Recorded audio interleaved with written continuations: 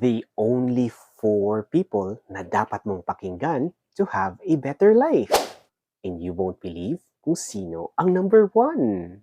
Number 4, the example. Someone that has already what you want. Kaya huwag kang hihingi ng advice about savings sa taong gastos lang ng gastos.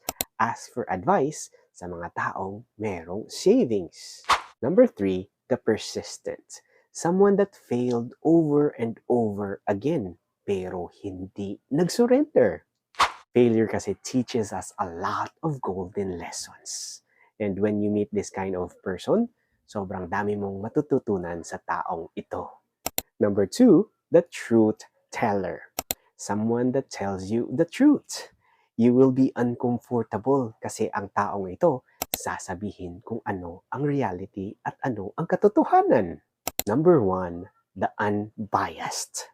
Someone who gains nothing from your failure or success. They see everything from a bird's eye view.